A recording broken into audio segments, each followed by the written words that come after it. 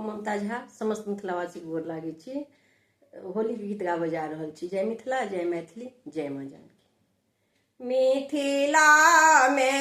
मिथिला में राम खेलत होरी। मिथिला में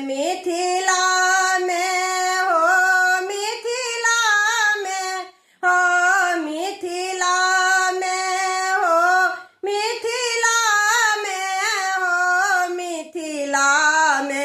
मिथिला में राम खेलत होरी। मिथिला में किनका के हाथ कनक फिचकारी।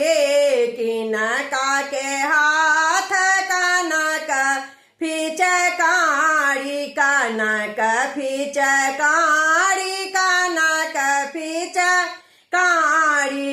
किनका के हाथ बिरझोरी हो। किनका के हाथ बिरझोरी।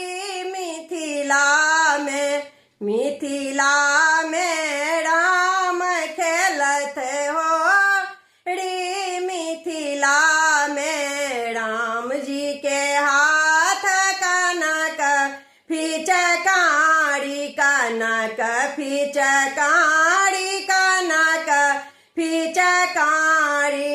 सिया जी के हाथ बिरझोरी हो। सिया जी के हाथ बिरझोरी।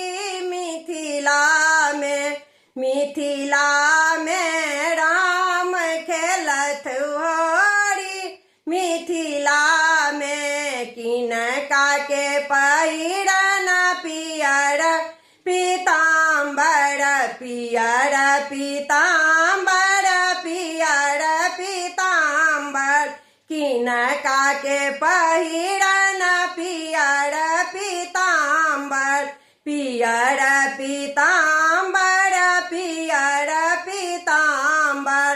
किनका के पहिरन लाल चुनरी हो।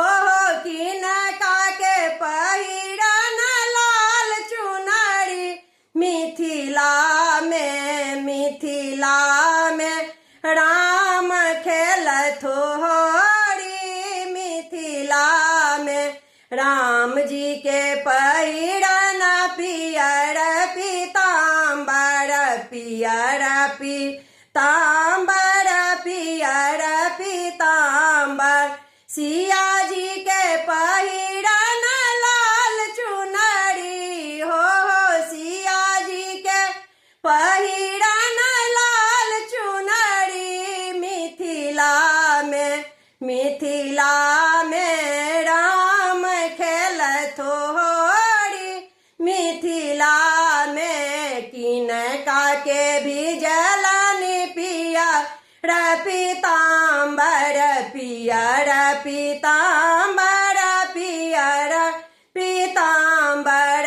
किनका के भिजलनि लाल चुनरी हो। किनका के भिजलनि लाल चुनरी। मिथिला में राम खेलत होरी। मिथिला में राम जी के भिजलनि पियर पीताम्बर। पियर पीताम्बर पियर पीताम्बर। सिया जी के भिजलनि लाल चुनरी हो। सिया जी के भिजलनि लाल चुनरी। मिथिला में राम खेलत होरी। मिथिला